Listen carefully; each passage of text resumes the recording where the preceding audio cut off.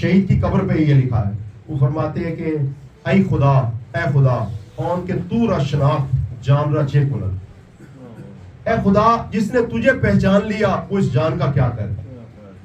تیری شناخت جب آ جاتی ہے تو پھر وہ جان کا بولو کیا کرے. مال وہ عیال را چے کنن. بار الہ جسے تو نے اپنی شناخت دے دی ہے وہ اس مال کا، اس عیال کا، اس اولاد کا کیا کرے.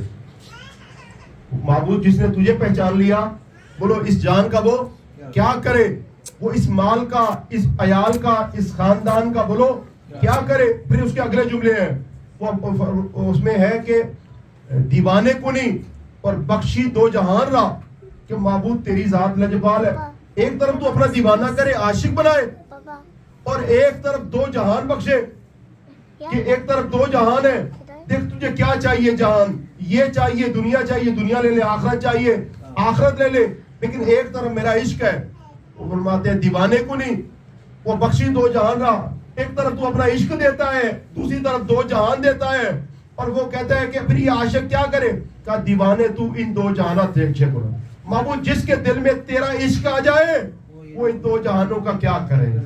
جس کو اللہ کی محبت مل جائے وہ اس جہان کا بولو کیا کرے. شہید کسے کہتے ہیں؟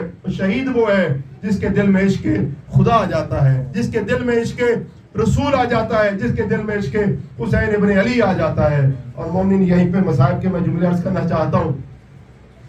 دیکھیے امام فرماتے ہیں فخرج من عینہ. جب تم ان مجلسوں میں کبھی بیٹھو اور ہمارے ذکر کرو، فخرج من عینہ، اور تمہاری آنکھ سے اگر ایک آنسو بھی نکل آئے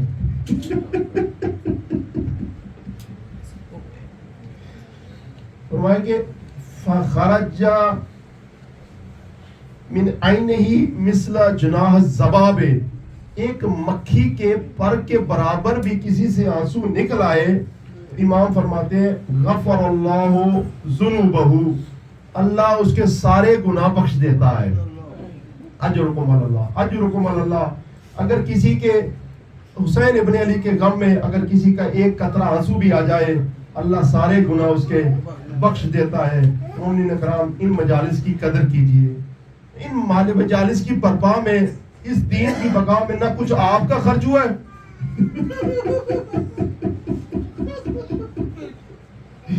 نہ کچھ آپ کا خرچ ہوا ہے، نہ کچھ میرا خرچ ہوا ہے. ہاں اگر خرچ ہوا ہے تو آل محمد کا بڑا خرچ ہوا ہے، جناب سیدہ کا بڑا خرچ ہوا ہے، حسین ابن علی کا بڑا خرچ ہوا ہے. دیکھو دین کتنا پیارا تھا حسین کو.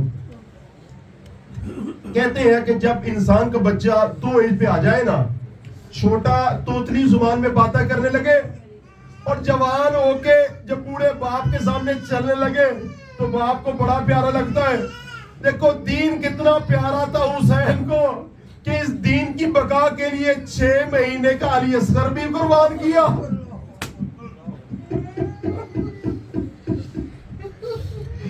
اس دین کی بقا کے لیے 6 مہینے کا علی اصغر بھی قربان کیا. اس دین کی بقا کے لیے 18 برس کا علی اکبر بھی قربان کیا. اجرکم اللہ، اجرکم اللہ. اور اس دین کی بقا کے لیے وہ 4 سالہ بچی جو حسین کے سینے پہ سوتی تھی، جو پوچھنے لگی بابا کدھر جا رہے ہو؟ کہا بیٹی میں مقتل میں جا رہا ہوں. کہا بابا آپ جا رہے ہیں تو میں کہاں سوؤں گی؟ کہا بیٹی تو اماں کے سینے پہ سو جانا. کہا نہیں اماں کے سینے پہ تو علی اصغر سوتا ہے. کہا نہیں بیٹی آج سے تبادلہ ہو گیا، اصغر میرے پاس سوئے گا، تو اماں کے پاس سو جانا. اجرکم اللہ، اجرکم اللہ. ارباب ادا اس دین کی بقا میں آل محمد کا بڑا خرچ ہوا ہے. یہ دین جو ہے نا ہمیں آسانی سے نہیں ملا ہے. ہمارا سلام ہو، ہمارا امام زمانہ کچھ سلام پڑھتے ہیں، اور سلام کیا ہے میں آپ کی خدمت میں عرض کرنا چاہتا ہوں. فرماتے ہیں السلام علیکہ مظلوم بلا ناصر. فرمایا میرا اس جد بزرگوار پہ سلام ہو جو ایسا مظلوم جس کا کوئی مددگار نہیں رہ گیا. ایک مرتبہ آواز دے کے کہتے تھے حل من ناصر ینصرنا، کوئی ہے جو میری مدد کو آئے. اور کبھی کہتے حل من مغیث یغیثنا، کوئی جو ہے میرے استغاثے کو سنے، اور پھر آواز دی ارباب دا، وہ آواز سنو گے جس سے انسان تڑپ جاتا ہے، پھر کہہ رہے حل من ذاب یذب علی حرم رسول اللہ، کوئی ہے جو نبی زادیوں کی چادر کو بچائے۔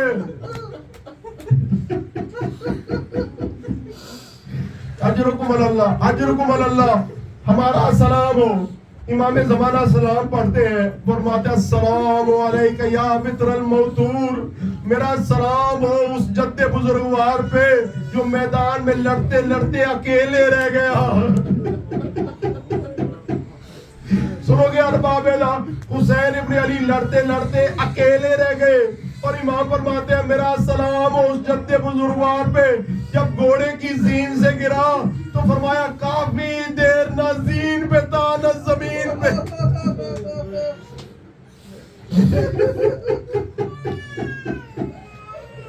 کافی دیر نہ زین پہ تھا نہ زمین پہ۔ سنو گے ارباب، جب حسین ابن علی زمین پہ آئے نا، ان لائنوں نے دیکھنا چاہا کہ حسین ابن علی کے بدن میں جان کتنی باقی ہے۔ ان کی بہنیں اور بیٹیاں ساتھ میں نا، میں عرض کروں مجھے معاف کیجئے گا ارباب دا، کیسے کسی کے اندر ہمت نہیں تھی کہ حسین ابن علی کے پاس آتا۔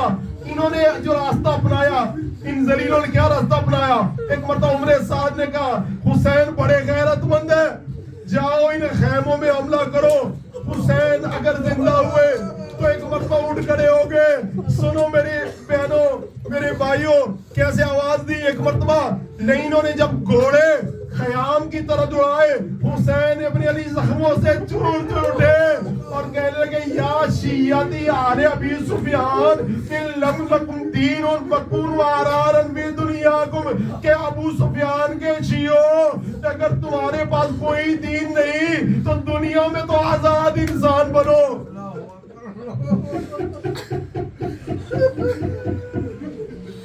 اجرکم اللہ، اجرکم اللہ۔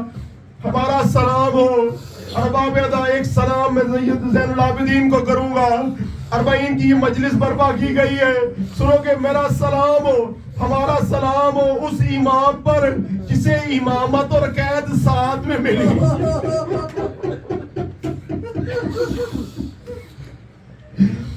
جسے امامت اور قید ساتھ میں ملی، سنو کہ ایک سلام عرض کروں، ہمارا سلام ہو اس امام پر جس سے پہلا مسئلہ یہ پوچھا گیا کہ فرزند رسول جناب زینب نے اٹھایا، کہا بیٹا شریعت کا پہلا مسئلہ بتا دے۔ کہا جی بوبی اماں، کہا بیٹا خیموں میں آگ لگ گئی ہے، بیٹا یہ پہلا مسئلہ بتا، ہم خیموں میں جل کے مر جائے یا باہر۔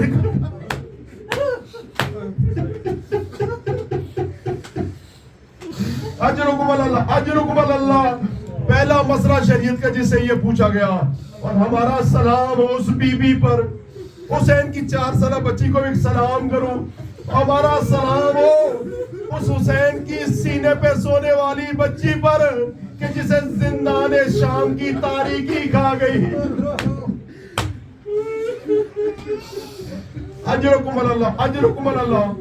ہمارا سلام ہو، ایک جملہ عرض کرنا چاہتا ہوں بی بی سکینہ کو، جن کے گھروں میں چھوٹی چھوٹی بچیاں نے، ایک مطلب بچی کا تصور کرے، ہمارا سلام ہو اس بی بی پہ کہ جس کے کانوں سے جب گوشوارے اتارے گئے، نہیں اتارے نہیں گئے، ارباب الاولین، جس نے گوشوارے کھینچے، وہ کہنے لگا میں چاہتا تھا کہ گوشوارے اتاروں لیکن میں نے دیکھا لوٹ مچی ہے، اگر دیر کی مجھے گوشوارے نہیں ملیں گے۔ اس لائن نے گوشوارے ایسے کھینچے، جناب سکینہ ایسے تڑپی جیسے علی اصغر بابا کے گودی میں تڑپ گئے۔ اجرکم اللہ، اجرکم اللہ۔ روتے جاؤ۔ ایک جگہ پہ مجلس ادا ہو رہی تھی، میرے امام بیٹھے تھے اور ایک ساتھی آپ کا صحابی رو رہا تھا، امام نے اسے دیکھا، کہا ابو بصیر میری جد کی مجلس ہو رہی ہے اور تو روتا نہیں ہے۔ ایک مرتبہ رومال اس نے نکالا، کہا فرزند رسول یہ میرا رومال دیکھی آنکھوں سے تر ہے، فرمایا ایسے نہیں، ایسے نہ رو جیسے بوڑھی ماں اپنے جوان بیٹے کی میت میں روتی ہے۔ اجرکم اللہ، اجرکم اللہ۔ ہمارا سلام اس بی بی پہ جس کے گوشواروں کو اتارا نہیں گیا، کھینچا گیا، اور ہمارا سلام ہو اس بیوی پہ کہ جس کے کانوں سے جب گوشوارے اتارے گئے تو کانوں سے خون رستا رہا. اور بابیادہ 12ویں آقا ایک اس بی بی پہ سلام عرض کرتے ہیں. میں 12ویں آقا کا اس سلام عرض کرتا ہوں. کیا فرمایا؟ فرمایا ہمارا سلام ہو.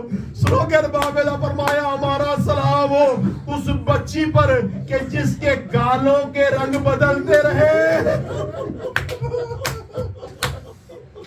فرمایا جس کے رخساروں کے رنگ بدلتے رہے. کبھی شمر کے تماچے سے سرخ ہوتے, کبھی نیلے ہوتے اور کبھی سیاہ ہو گئے.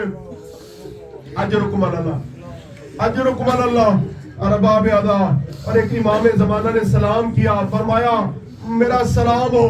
فرمایا سلام ہو. کیا فرمایا؟ فرمایا ان لبوں پہ, ان خشک لبوں پہ. فرمایا میرا سلام ہو ان پھٹے ہوئے لبوں پہ جس پہ ظلم کی چھڑی چل گئی. سنو گے ارباب اعلیٰ, جب یہ قافلہ, جب یہ لوٹا پھوٹا قافلہ یزید کے دربار گیا نا تو ایک تشت تھا, تشت میں ایک سر رکھا تھا, شرابی بیٹھا تھا. ارباب اعلیٰ سنو گے اس لعین کے ہاتھ میں ایک چھڑی تھی. چھڑی سے اس نے رومال کو پیچھے کیا.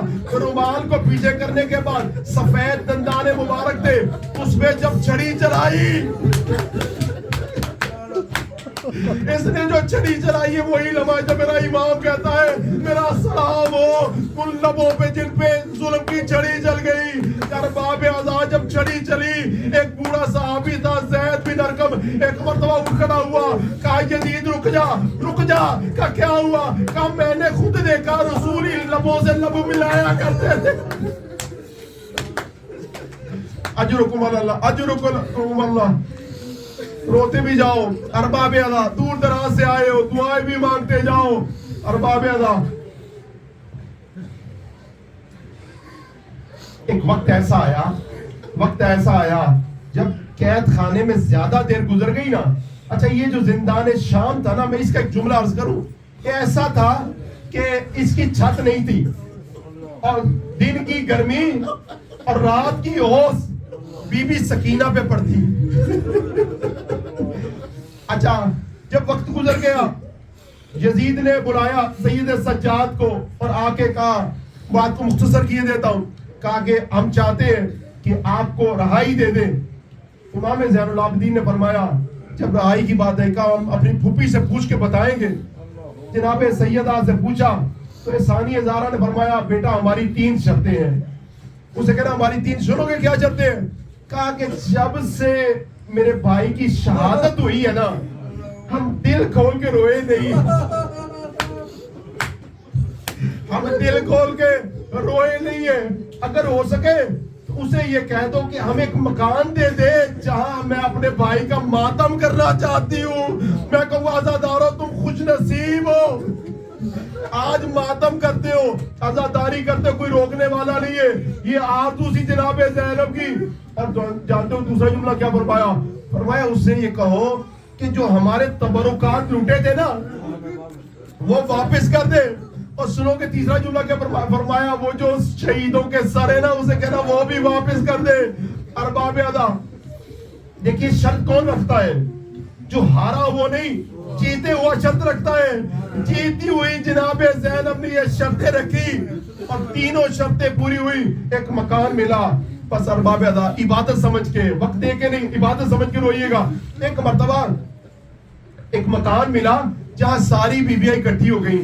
اور جب بیویاں اکٹھی ہوئی تو ماتم کیسے ہوتا, عزاداری کیسے ہوتی تھی؟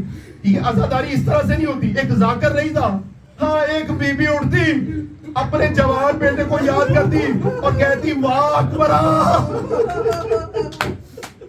وہاں ساری بیویاں رونے لگ جاتی.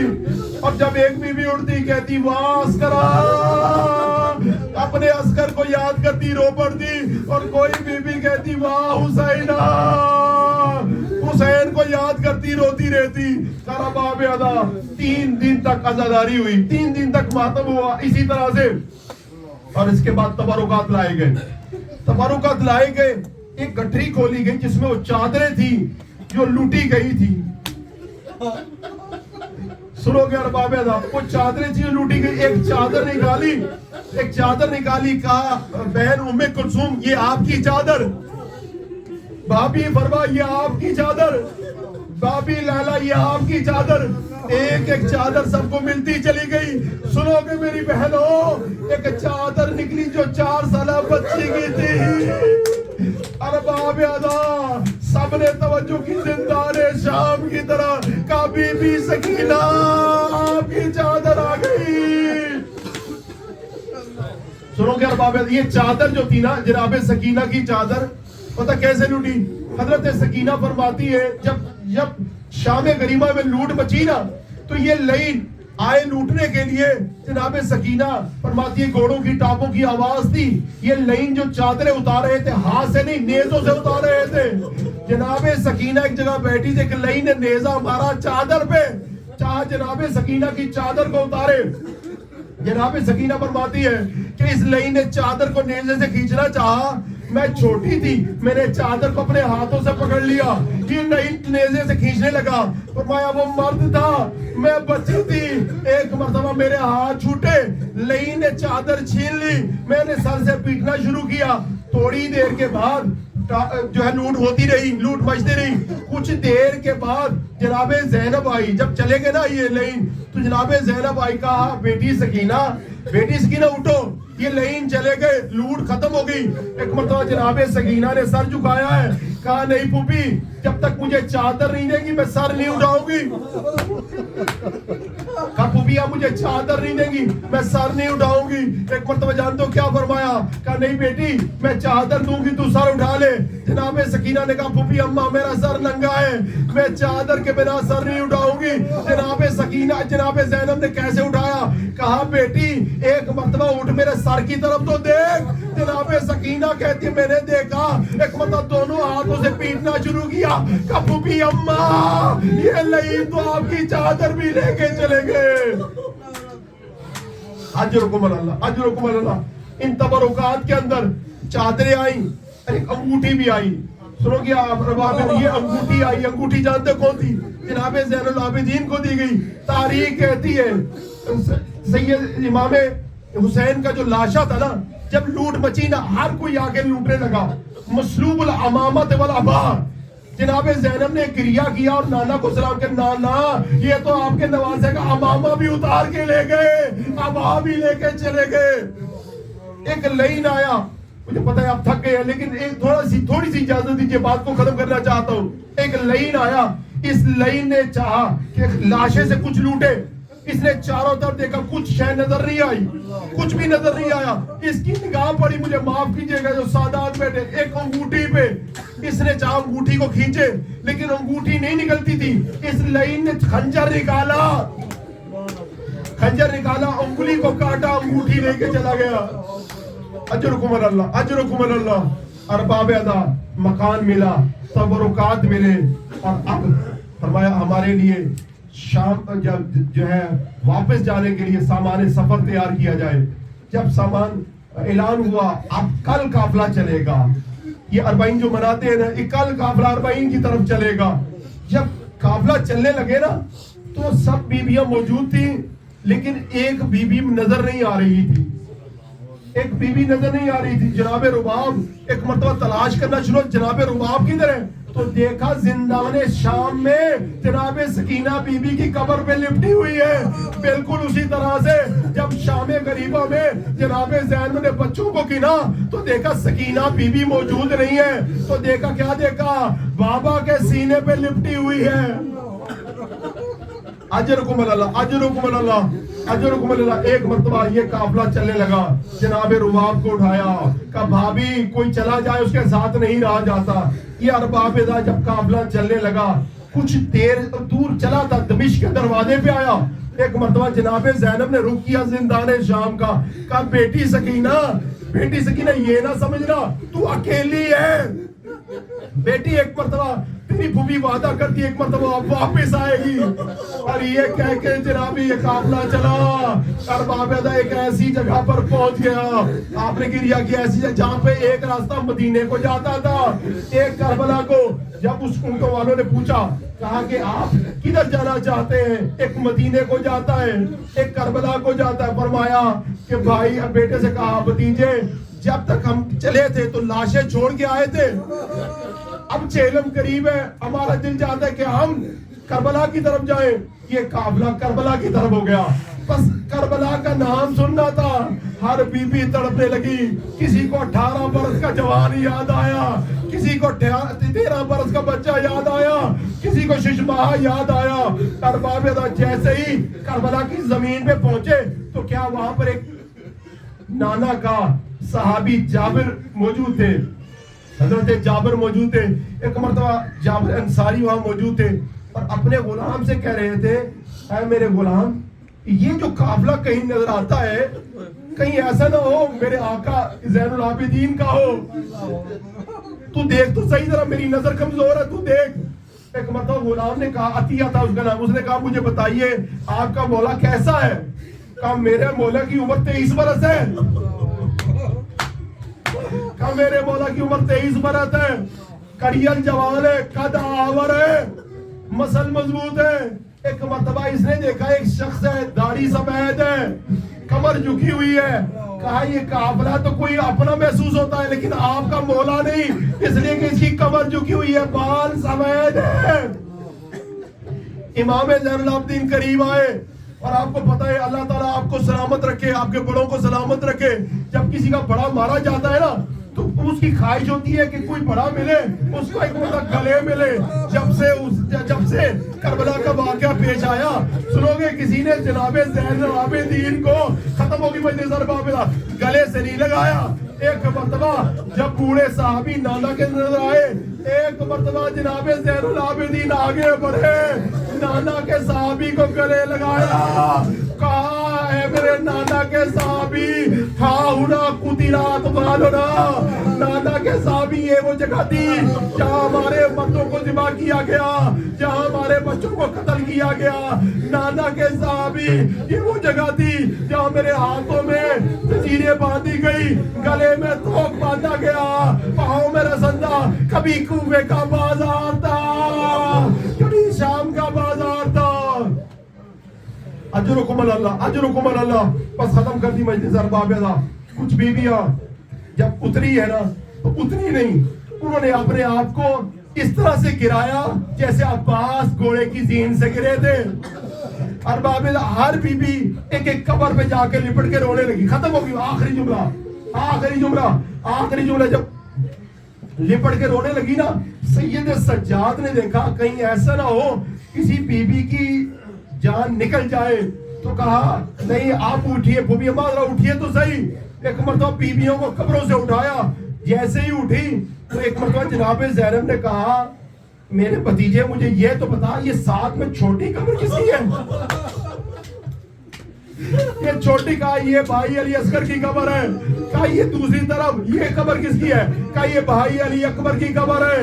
ارباب ہر قبر پہ گریا ہوا، بس ختم کر دی۔ جب ہر قبر پہ گریا ہوا جناب زینب نے کہا اے بھتیجے تو نے یہ بتایا کہ یہ علی اکبر کی قبر ہے، یہ بتایا یہ قاسم کی قبر ہے، لیکن یہ نہیں بتایا کہ میرا بھائی عباس کدھر ہے۔ کبھی اماں چچا عباس کی قبر نہر فرات کے کنارے۔ ارباب ادا یہ چلے قافلہ چلا بیویوں کا۔ ایک مرتبہ جناب زینب نے بیان کرنا شروع کیا کہ بھائی عباس 11 محرم کا دن تھا، ہاتھوں میں رسن پہنائے گئے، کبھی زادیاں تھی، کبھی کوفے کا بازار تھا، کبھی شام کا بازار تھا۔